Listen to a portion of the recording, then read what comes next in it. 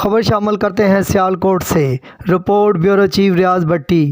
تحریک بیداری امت مصطفیٰ سیالکوٹ کے زیر اہتمام ہلٹن سٹی میرج ہال میں قومی، بین المذہب و بین مسلک یوم حسین کانفرنس کا انعقاد کیا گیا، جس کا عنوان حسین سب کا ہے۔ اس کانفرنس میں مختلف مذاہب سے تعلق رکھنے والے رہنماؤں نے شرکت کی۔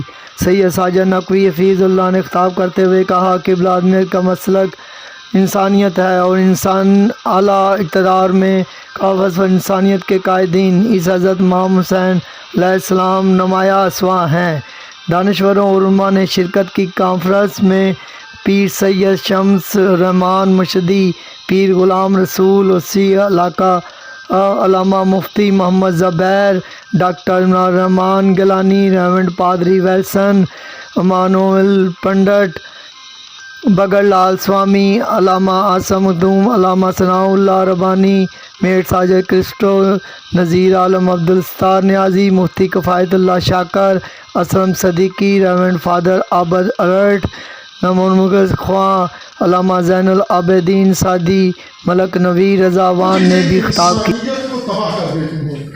ایک نطفہ حرام اور ایک لقمہ حرام۔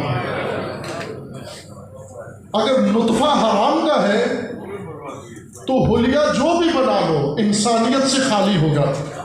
بے شک دستار رکھ لو، بے شک جبہ پہن لو، بے شک کوئی لقب اختیار کر لو اپنے لیے، اگر نطفہ حرام کا ہے تو فساد انسانیت ہے اس کے اندر، اور اگر لقمہ حرام کا ہے تو آپ جو کچھ کہہ لو اپنے آپ کو، اسکالر کہو، فیلسوف کہو، سیاستدان کہو، حکمران کہو، اپنے جو بھی عنوان رکھنا ہے، اگر تیرے پیٹ کے اندر لقمہ حرام کا ہے انسانیت مر چکی ہے تیرے اندر۔